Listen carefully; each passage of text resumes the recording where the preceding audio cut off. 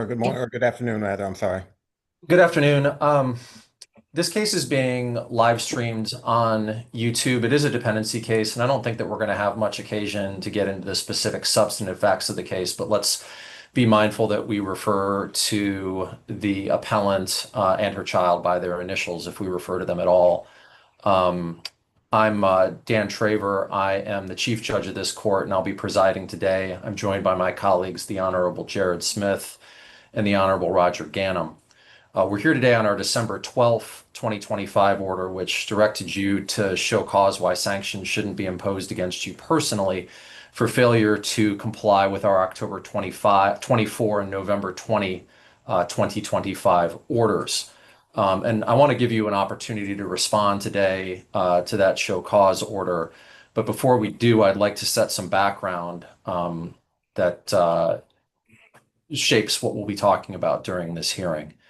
You were appointed to represent the appellant in this case in May of 2025, it appears, although there was an amended order that was entered in August of 25. Looks like there's a two-day trial that occurred in July of 25. The trial court took the matter under advisement. It issued a final termination of parental rights judgment in August of 25, and on September 10th of 25, you filed a notice of appeal. Um, the same day that you filed a notice of appeal, we issued three orders. One recognized that this is, like all termination of parental rights cases, an expedited proceeding. One advised you of the process for withdrawing. Another advised of the process and obligations to prepare transcripts and records. Um, on September 18th of last year, the trial court filed the record, and the rule, as well as our order, requires that appellant file an initial brief within 30 days of the record being transmitted. So when that did not happen on October 24th of last year, we directed you to file an initial brief within 10 days or face dismissal of the case and or sanctions. There was no initial brief that's been filed in the case. On November 20th, we ordered you to show cause why sanctions should not be imposed against you for failing to comply with our October 24th order. You did not respond to that order. On December 12th, we set this matter for hearing today. We offered you the chance to show cause in writing why the hearing should not take place, or why the show cause should be discharged, or why sanctions should not be imposed against you, and no written response has been filed. So with all of that said, Mr. Wells, how would you like to address the actions or lack of actions in this case so far? I, in preparation for this hearing and going back to my notes and looking through my emails and the like, in short, I was the attorney of record and therefore am the responsible party, if you will, here. There's no question about that. The failure was mine.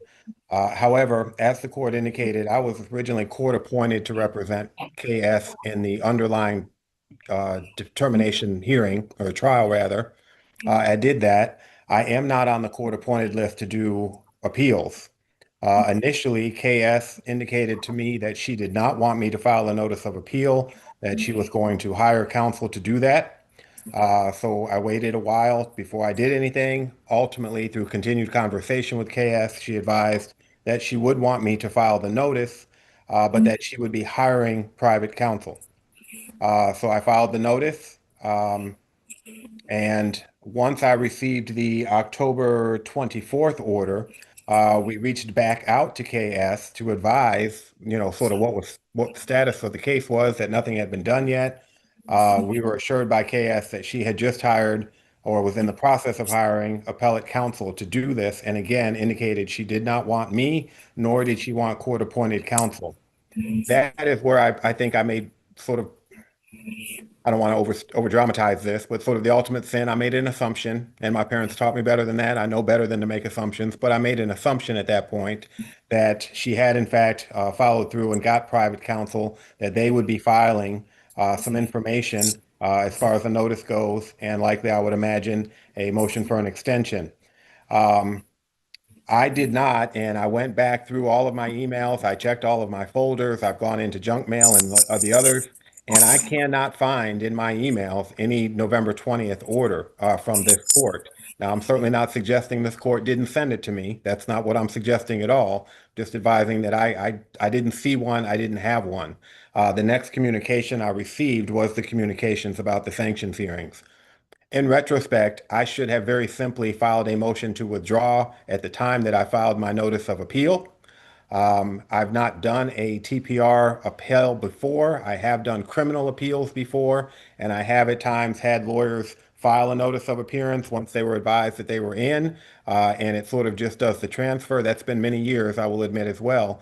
But at the end of the day, Your Honor, I understand that I am the lawyer who filed the notice of appeal, and therefore I've got some responsibilities and obligations.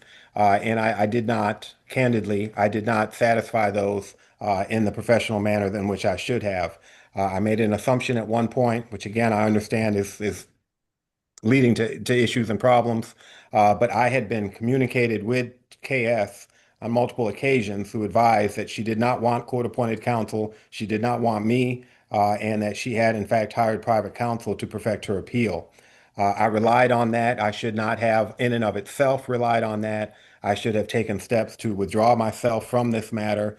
Um, and I did not do that. And for that, I apologize to the court, and am here to, accept, the sanctions, if any, that are deemed appropriate. How long have you been practicing, Mr. Wells? I was admitted in 1995. Do you have any type of a disciplinary history? Um, Nothing current. I have been disciplined by the bar before in the past, probably back in 2000, um, and maybe once in 2010. What were those for? One was with the result of a 3850 that I had perfected with the court, and the complaint, if you will, was essentially this woman was in custody and didn't feel she'd had adequate contact with me. Um,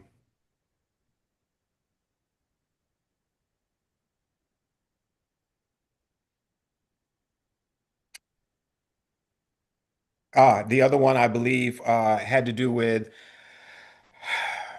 I received a I received a check that I put into my trust account. Actually, I cashed it through my trust account, and the check ultimately did not clear. And that was the initial process of the complaint. Um, and at that time, I was asked to reattend trust accounting classes and the like, and that was essentially it. Um, those were the two findings. Your Florida bar profile indicates that you do criminal appellate work.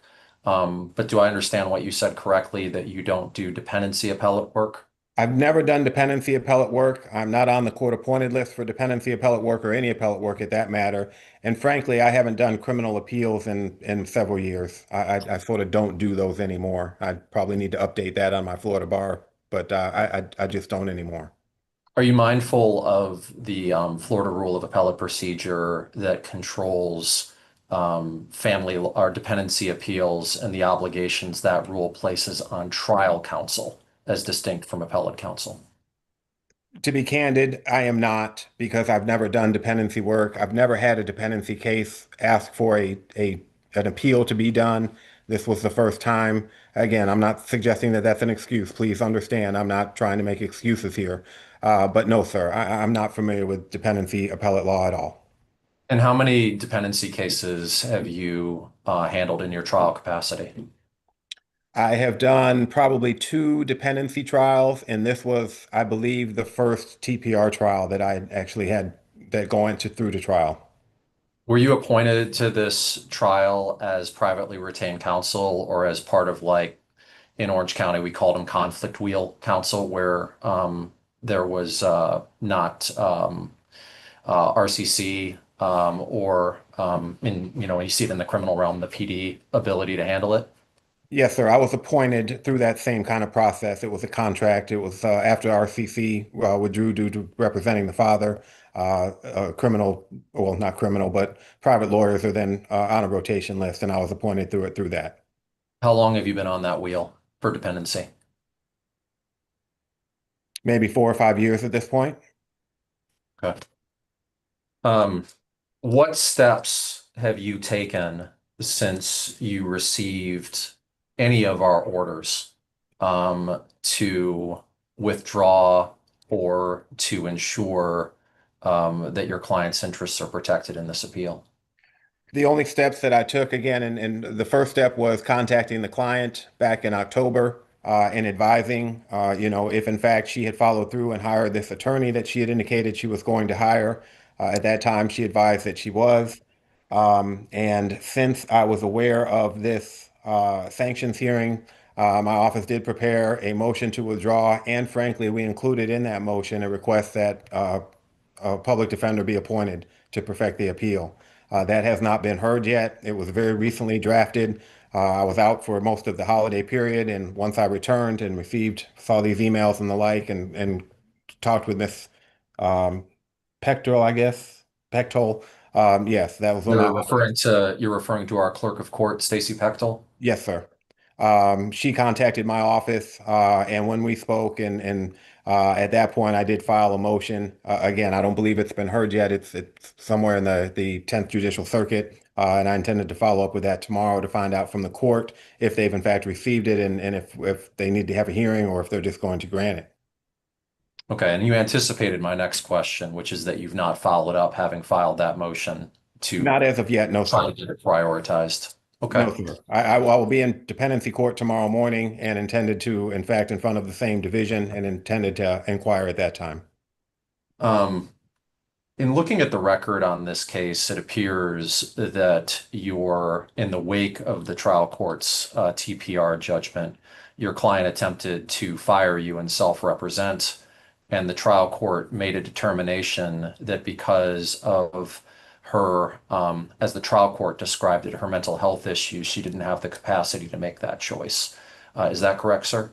That is correct. And that is something that, again, in retrospect, should have been more than enough for me to decide at that moment not to rely, quite frankly, on KS's representations to me about hiring counsel. And when I filed the notice of appearance, I should have also included in that moment a motion to withdraw and ask that appointed counsel be appointed. If she ultimately hired somebody later, they could have substituted in. If she didn't, at least she would have been represented. That would have been the appropriate thing for me to do.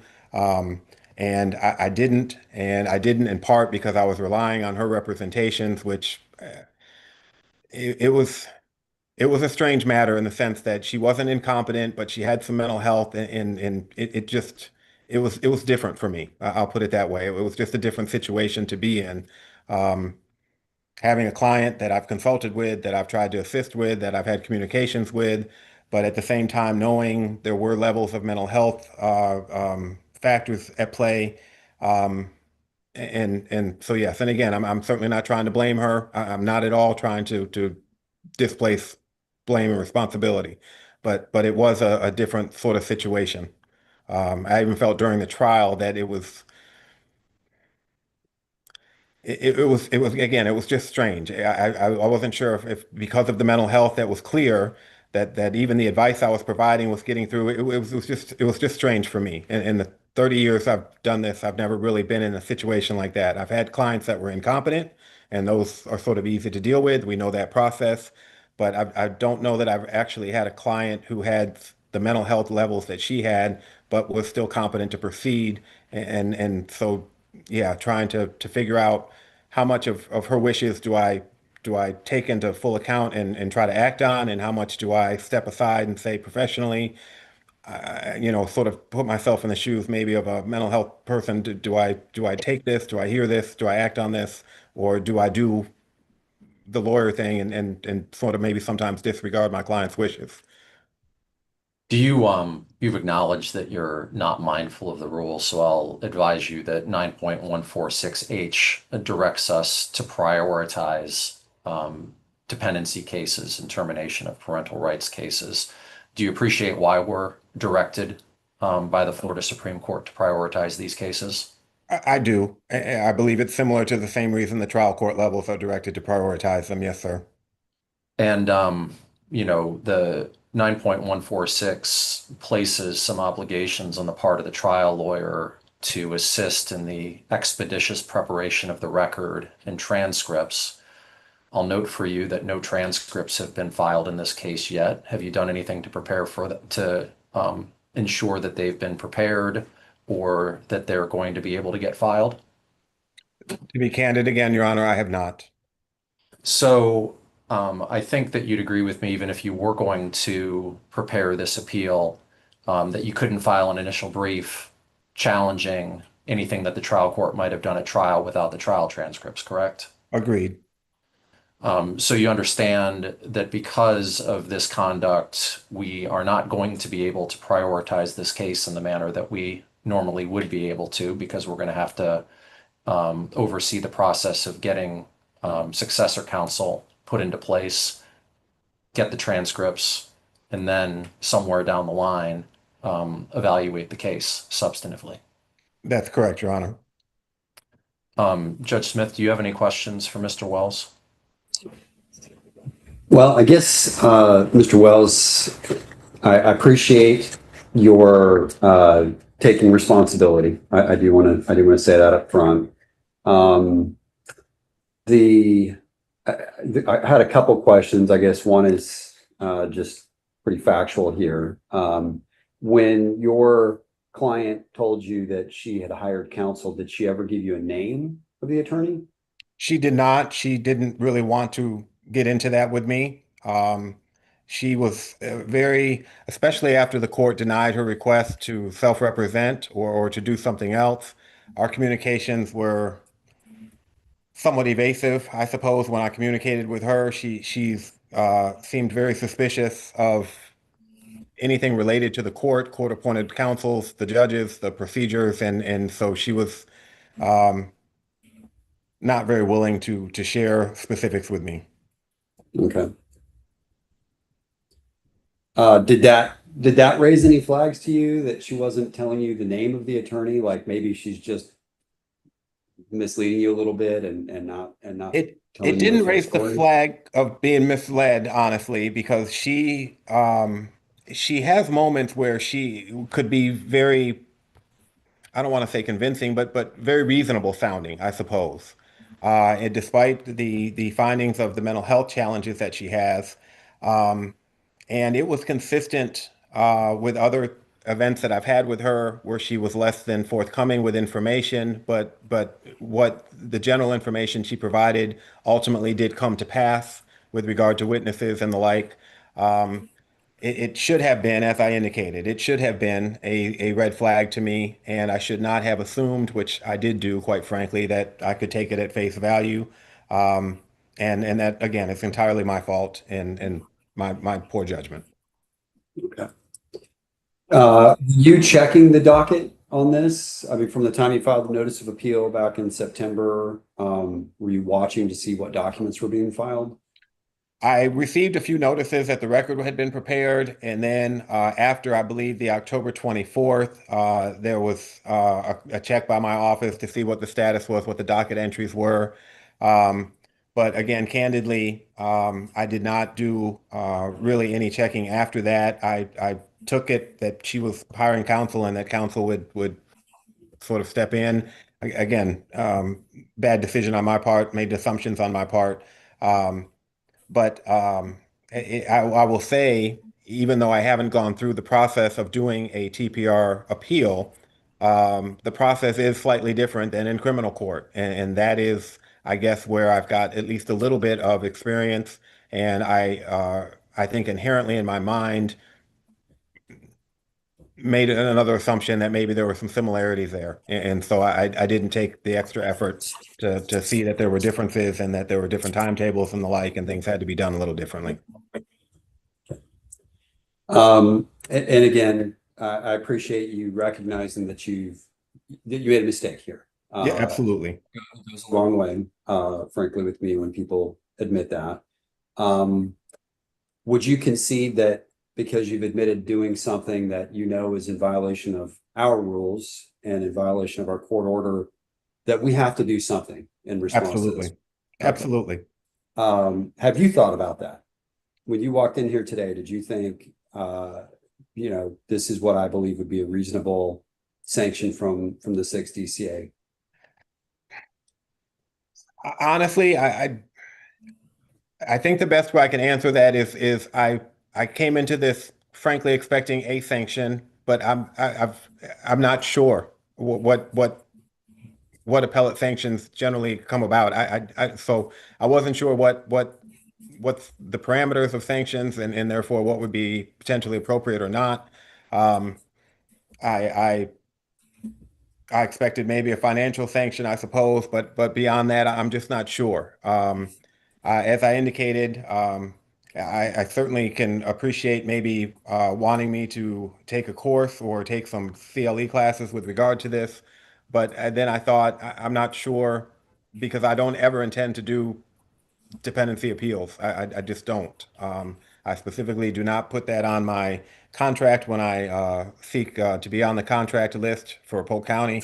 I just don't want to do them. And so, although I would certainly abide by whatever this court advised I needed to do by way of a sanction, I don't know that that sanction would facilitate avoiding this error in the future, as I don't intend to be an appellate lawyer in dependency court. Okay. That's all I have. Thank you, Mr. Wells. Judge Gano. Mr. Wells, you mentioned that you, upon receiving our October 24th order, you spoke with your client. I just wanted to confirm that in that conversation, and without disclosing, of course, anything that's privileged, did you communicate to KS our caution that failure to file a brief could result in dismissal of the appeal without further notice? I did advise that action would need to be taken, yes, and that she needed to let her lawyer know of the status, and that I'd received communication from the court that the clock was ticking and things needed to be done very quickly at the risk of potentially having her appeal dismissed. And I asked her specifically if she did not intend to appeal that decision. If she wanted to let me know that, I would then file something with the court asking for a voluntary dismissal. She advised that no, she's got a lawyer and they're going to go forward. Okay, thank you. Mr. Wells, is there anything else that you'd like to say before we adjourn? The only thing I'd like to say is, and I have reached out and as well to KS to advise this. I apologize to the court. This was beyond my sort of experience here. That's no excuse, as I've indicated. I've never had this situation come up before, so even though I've been practicing a long time, this has just never been a place I've been. And I should have been more mindful and, quite frankly, more informed for myself as to what was required. I have certainly made notes going forward. I'm still on the dependency list, and will ensure in future times that when I file notices of appeal, should that come up, that I take additional steps to withdraw, to get out right away. And if there's any delay or if there's any discussion with my clients about whether or not they're going to seek court-appointed counsel or private counsel, I will likely withdraw with the request that court-appointed counsel be appointed, so that there is at least an attorney there. And if the client does, in fact, ultimately hire private counsel, then they could do substitutions or whatever they want to do. But I've made a note that going forward, there's a new process in my office about how we handle these, and we're going to do what we can to avoid anything like this from happening again. Apologize to this court. I apologize to my client. I apologize to the process. This was entirely my fault. I am the attorney who was responsible for this, and I did not meet the level of professionalism and appropriateness that I should have. All right, we will take the matter under advisement and we'll be adjourned.